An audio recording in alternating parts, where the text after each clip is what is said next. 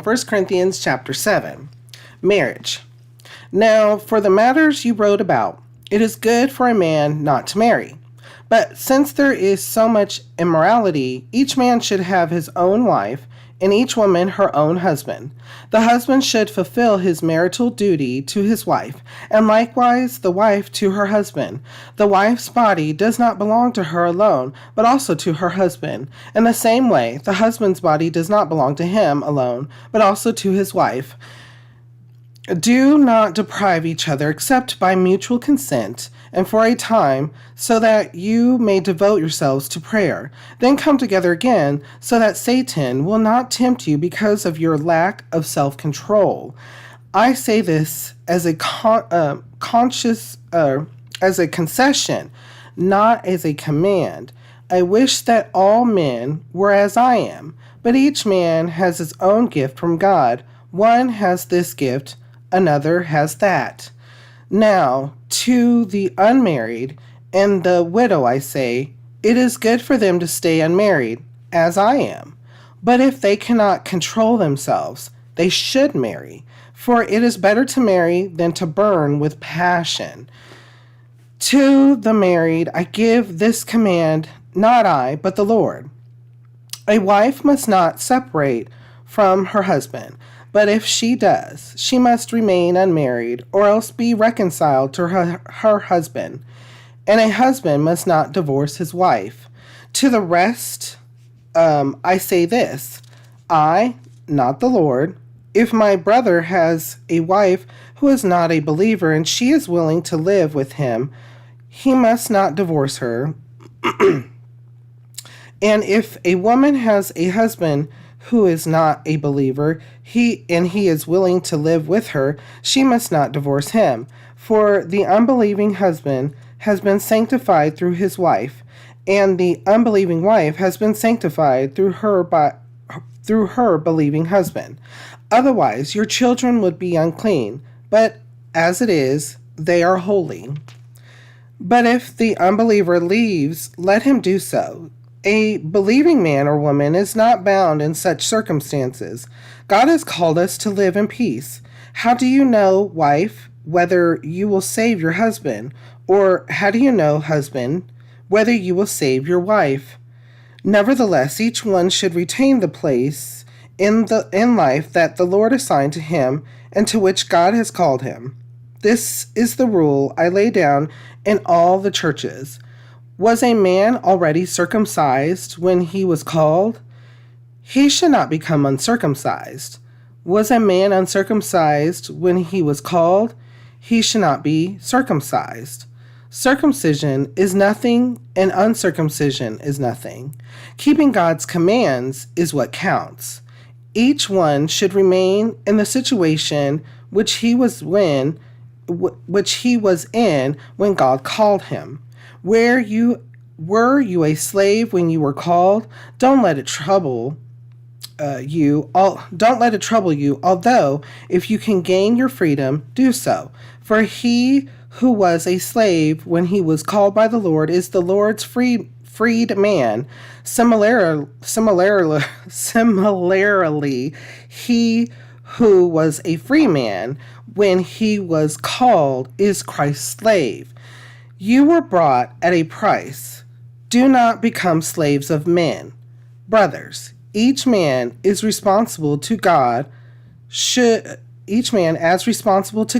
remain in the situation God called him to. Now, about virgins, I have no command from the Lord, but I give a judgment as one who by the Lord's mercy is trustworthy. Because of the present present crisis, I think that it is good for you to remain as you are. Are you married? Do not seek a divorce. Are you unmarried? Do not look for a wife. But if you do marry, you have not sinned. And if a virgin marries, she has not sinned. But those who marry will face many troubles in this life, and I want to spare you this. What I mean, brothers, is that the time is short.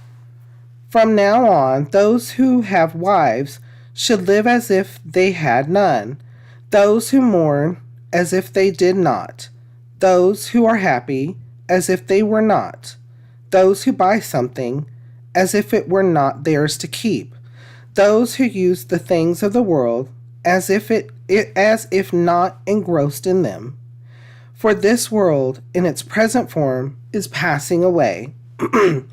I would like you to be free from concern. An unmarried man is concerned about the Lord's affairs, how he can please the Lord. But a married man is concerned about the affairs of this world, how he can please his wife, and his interests are divided. An unmarried woman or virgin is concerned about the Lord's affairs. Her aim is to be devoted to the Lord in both body and spirit. But a married woman is concerned about the affairs of this world, how she can please her husband. I am saying this for your own good, not to restrict you, but that you may live in a right way, in undivided devotion to the Lord. If anyone thinks he is acting improperly toward the virgin he is engaged to, and if she is getting along in years and he feels he ought to marry, he should do as he wants. He is not sinning. They should get married. But the man who has settled the matter in his own mind, who is under no compulsion, but has control over his own will, and who has made up his mind not to marry the virgin, this man also does the right thing. So then, he who marries the virgin does right, but he who does not marry her does even better. A woman is bound to her husband as long as he lives, but if her husband dies, she is free to marry anyone she wishes, but he must belong to the Lord. In my judgment, she is happier if she stays as she is, and I think that I too have the Spirit of God. Okay. So there is quite a bit here. There's a lot here. And so remember that Paul was telling the people these things because he was trying to help them learn and grow in the Spirit. Because even with these things, remember, we just read in 1 Corinthians in the previous Bible study that they had someone there that was having relations with his father's wife. So there was already issues when it came into regards to the family, when it came into sexual immorality, things that were going on that may have been even normal back then, or may have been part of certain groups of people, because this was again during the Roman Empire time. So there was a lot going on.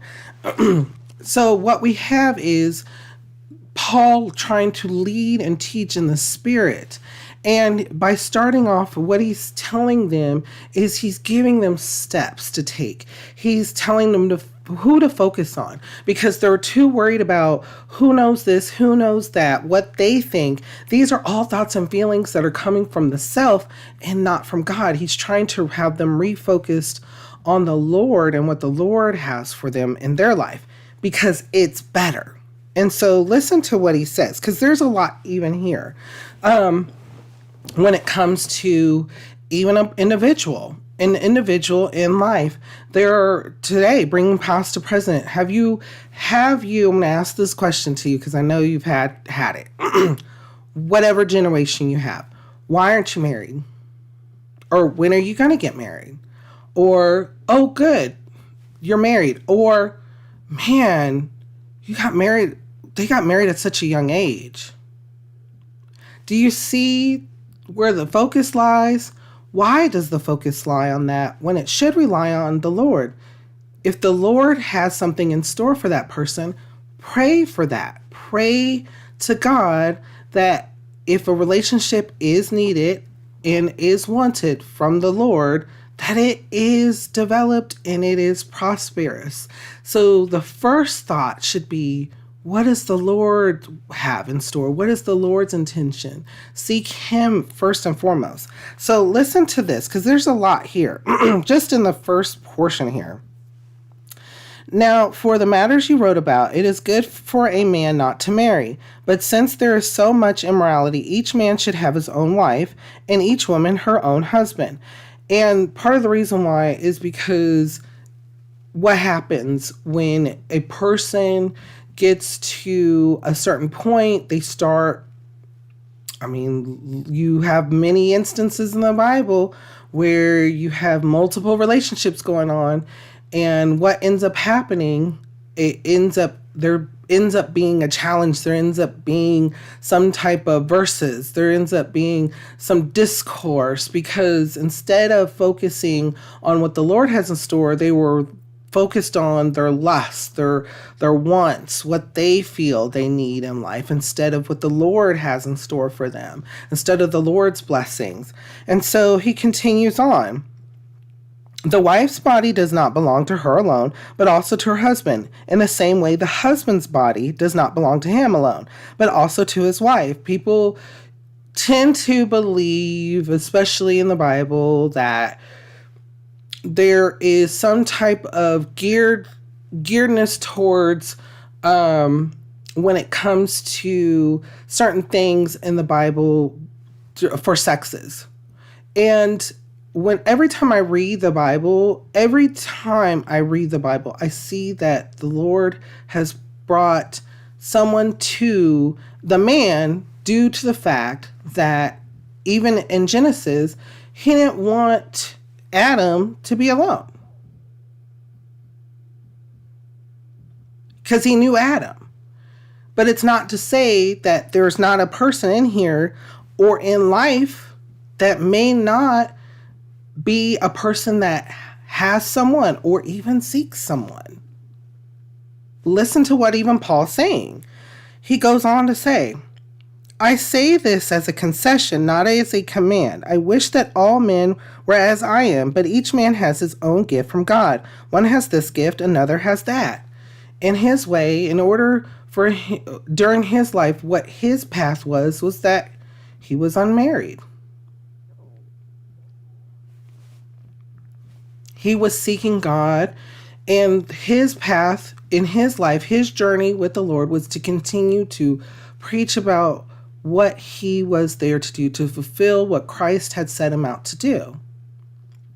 And if that involved someone, or eventually, which he ended up having people who he was able to work with, people in the Spirit, brothers in the Spirit, that were able to go together to these places with him and preach, that is of the Lord. Just like he said, in order to avoid those lustful passions and those things of the flesh, he's telling somebody, if you feel the need to be into a relationship, do it, fulfill it, seek the Lord, let him guide you, so you can find so you can find the other half, so you two become one flesh. And then he talks about, you are going to become one flesh. Look at how the churches, there are some times where people have issues. And when those issues rise, the whole church is there to help, or the whole church suffers through it, right? It's the same with the relationship. You have two people. So when one person hurt, you have someone to go through that with you. Whether you're sick or what have you, or you just had a bad day. So listen to that. Listen to what Paul's saying. So if you're needing to have someone, do it. So that way you are going to have that fulfillment, right? But also understand that you're in a relationship, just like being around people and being in a community, being a part of a family, being a part of the church, being a part of the kingdom of God. Sometimes there will be issues, and you have to be ready and prepared to deal with those. And he's letting you know. Now you are going to have a significant other that you're going to have to allow for things to be dealt with. And how to deal with those? Seeking the Lord first at all times. And so before we go on to point 2, though, what kind of thoughts or feelings come to your mind when we read over this? How does it make you feel? What does it make you think?